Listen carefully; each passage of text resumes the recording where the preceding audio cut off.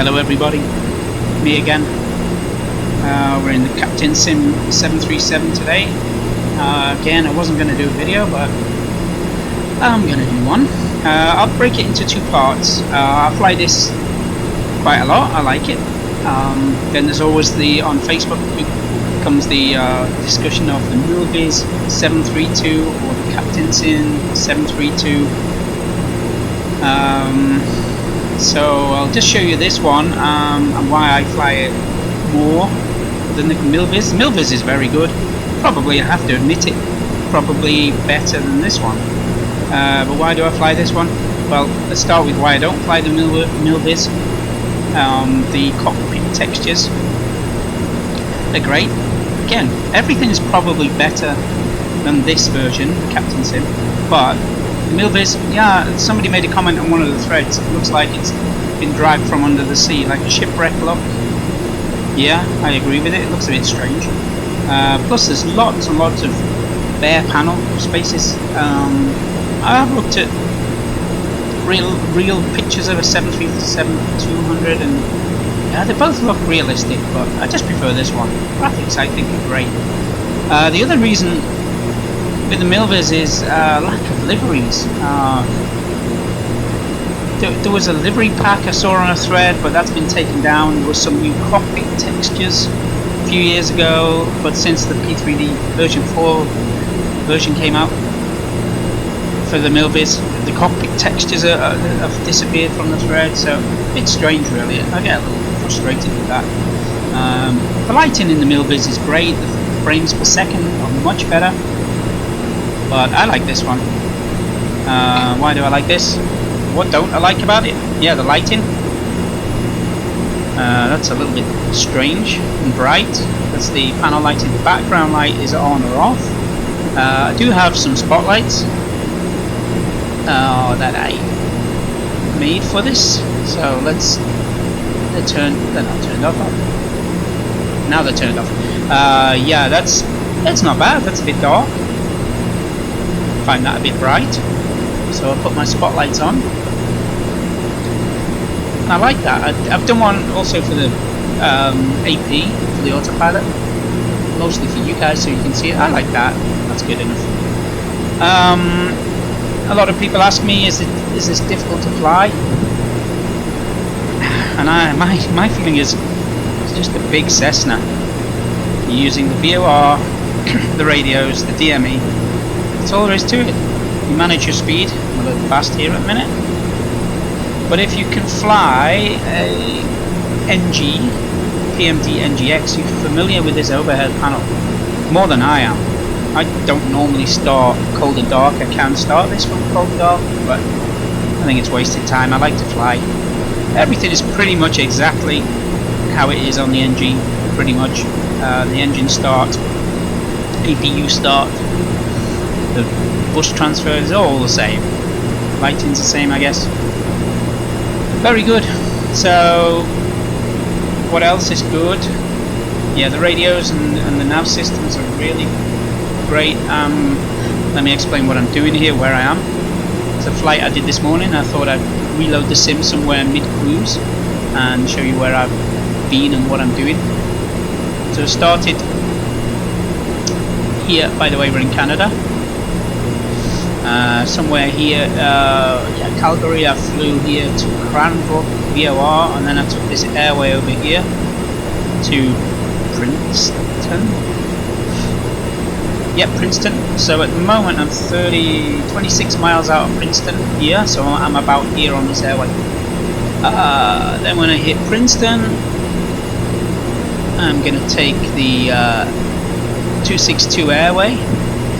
That's the, 262 radial. This is J504 airway out of Princeton to Koga, and then off to Booth, where I am then going to land in Vancouver, which is down here. And the second part of the video is showing you a very, in my view, complicated, stressy, extremely fun star using the radios, no FMC. So that was really the point of the video, but I thought I'd just set up the flight, tell you what I'm doing. That's not turbulence. I'll tell you what I'm doing, and then the second part of the flight is just the landing. Yeah, that's not turbulence. That is a little close to overspeed buffet. Got accu fuel here. Better reduce the EPR here a little bit. I do like to cruise fast. Anyway, so you have a quick look around while that slows down. Yeah, there is a little computer here. This is more a performance computer, and honestly I don't use it because it's very complicated. I couldn't find I couldn't find a manual for it. There is a YouTube video that I figured out, and I clicked some stuff and got some numbers, but I don't use it. But you can do your climb, cruise and descent figures here, VREFs you can do. The problem is how to change them. It's probably an easy way, but I just haven't had time. Actually, I don't know how to change them, but it would be pretty useful, I'm sure. There is a weather radar. Again, I'm not sure if it works or not, but we'll let's just tilt down. It will display stuff.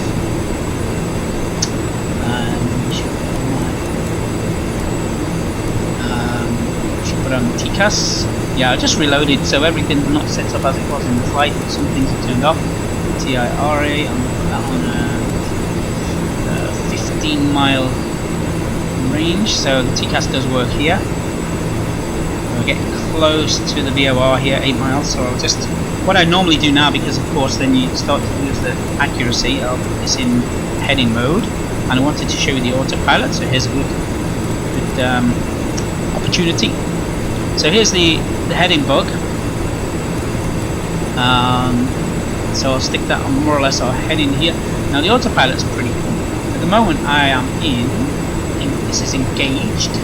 Aileron and elevator are engaged. That means the pitch and roll control is straight and level. I'm on VOR localizer for the radial into, say, Princeton. But now I want to go on heading select, so I'll flip this to manual.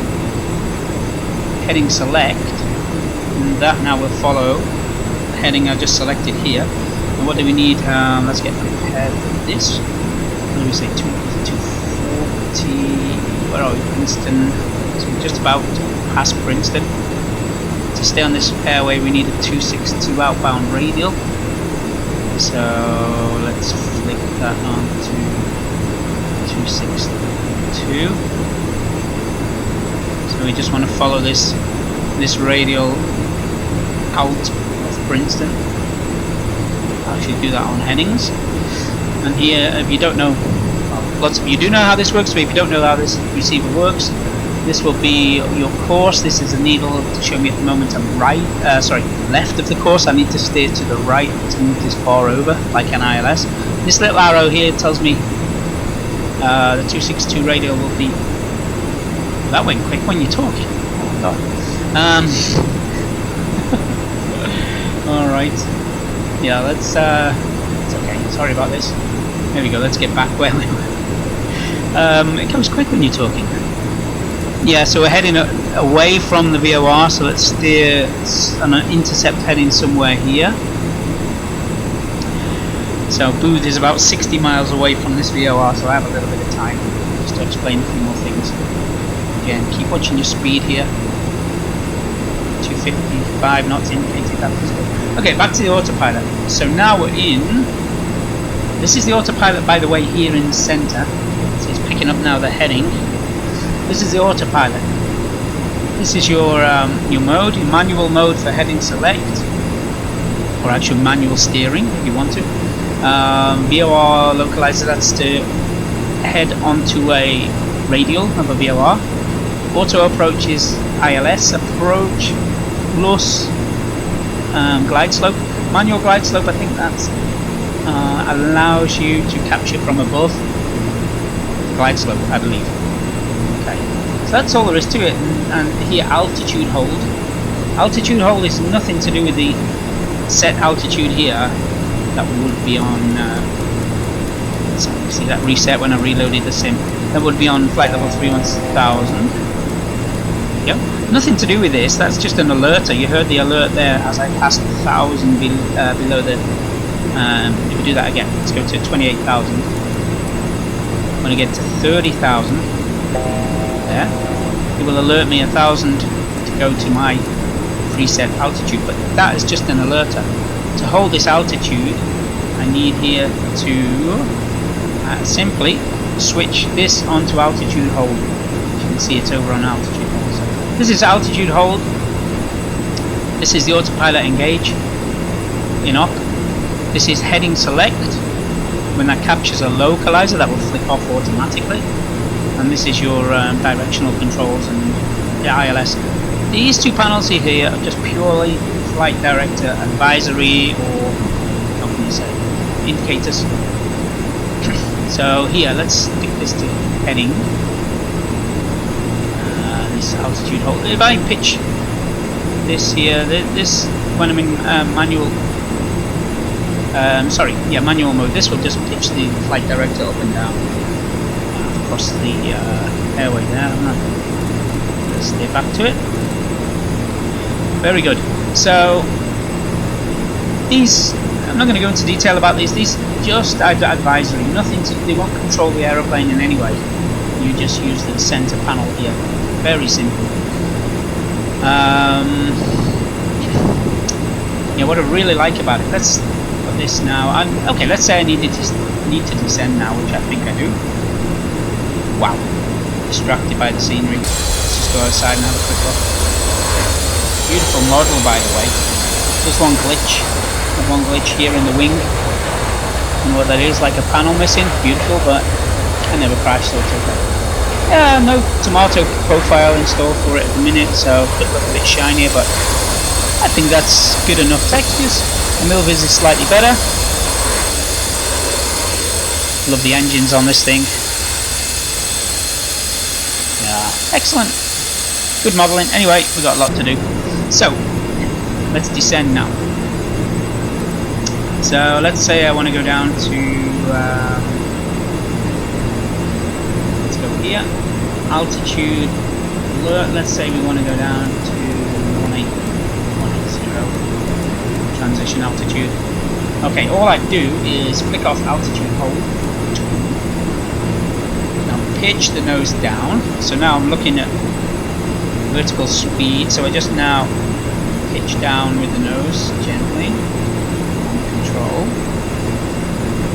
and reduce the power, of course, and more or less to idle. And let's say I want to descend 3,000 feet a minute, so I'm just looking to get the needle here on 3,000 feet a minute. Let's watch my speed where that's going. Still accelerating a little bit. 120 EPR should be okay. So yeah, let's say I want to go down to 4,000 feet a minute. You see, the autopilot's just holding exactly, just heading a little bit more on the airway, just exactly where I left the control column. So now let's just let the aircraft get on its heading. There we go. So now I want to go at 4,000 feet a minute. So I'm just going to push forward a little more on the control. Watch the needle. Come on. Come on. There we go. Just anticipate a little bit, maybe overcorrect a little. Just see, make sure I'm doing nothing stupid. So there I am at 4,000 feet a minute. When you let go of the control column, the autopilot will hold where you stick this needle, and in other words, which attitude you need the aircraft in. That's when the elevation control, elevator control is activated. Okay, so there's some mountains ahead. We don't want to go down too fast. Let's go back on the control column. Let's go to 2,500 feet a minute. Anticipate.